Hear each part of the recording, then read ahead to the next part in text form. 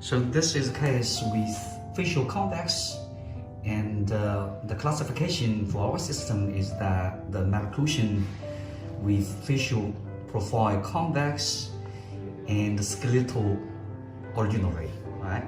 So take a look at the intraoral. The teeth and the dentition between upper and lower are not coordinated, and we see crowding, we see open bite tendency in the frontal teeth, and we see that molar relationship is full unit class 2, right? And also a very increased overjet is evident, right? So as we mentioned earlier, that type of the patient will have quite susceptible to condylar resorption. So take a look at the condylar morphology in OPG, okay? So the contour of the condyles in both sides are not very clear, are not very smooth, indicating a pathological resorption, okay? And then the pathological resorption condyles in two sides are not necessarily keep in the same pace, right? If one side is resorpting faster or severer than the other side, we will have in situation like this, the length of the two sides condyle and the ramus are not in the same level, okay? And then we look at the staff. The mandibular polymorphology is unfavorably, we call it triangle shape, right? Okay. And here we have a CBCT image further suggests that the pathological defects of the condyle are quite severe, okay, indicating that the condyle resorption is progressive. All right, so for this kind of the patient, we take a look at the original intraoral again. Two sides, condylar and ramus resorption is not at the same pace, so the mandible will shift to the side where the condyle is resorpting shorter than the other side, okay?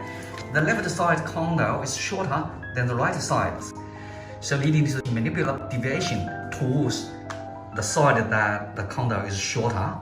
So in this case, the mandible deviated towards the left side.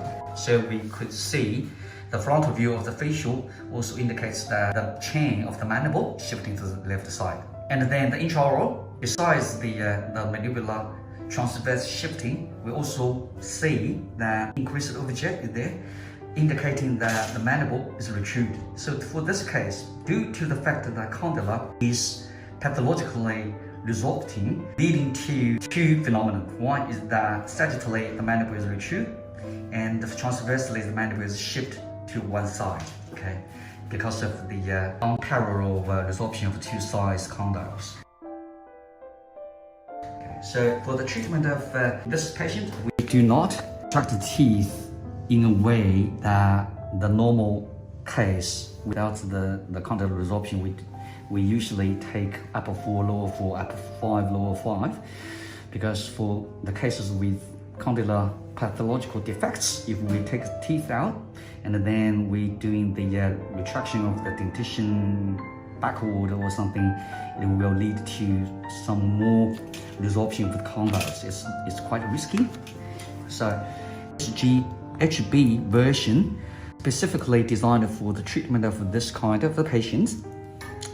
And take a look at the structure of SGHB. Here in the upper piece, we have two blocks in the two sides, okay, together with the lower ones, okay. Now, when the patient bite together, the two blocks in the one side will meet together, and other side quite similar.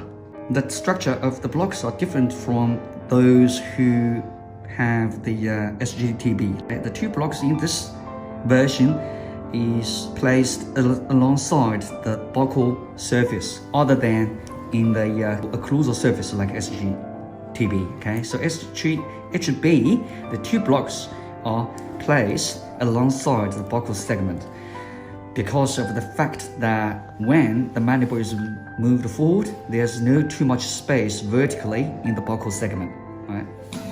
So this SGHB has two functions. One, sagittally move forcibly advance the mandible forward, and transversely forcibly correct the shifted mandible.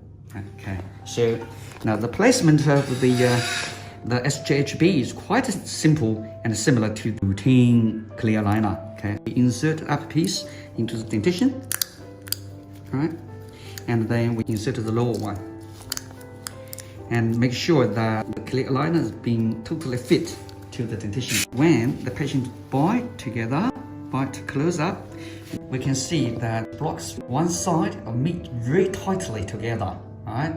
So, and the other side is also meet together very tightly. So when the SGHB is in place, what is caused is that we have a mandible in sagittal dimension moved forward and transversely, like eliminating the transverse shifting, okay, like this. So midline should be on the placement of the SGHB, okay? Right. So with SGHB wearing for 10 months or 9 months, we expected that the defected condyle could have some restoration in some extent, okay? Because the new bone formation in the condyle could be evident in 7 or 6 months, and then we will have an OPG or CBCT taken to inspect the radiographic evidence of the condylar remodeling.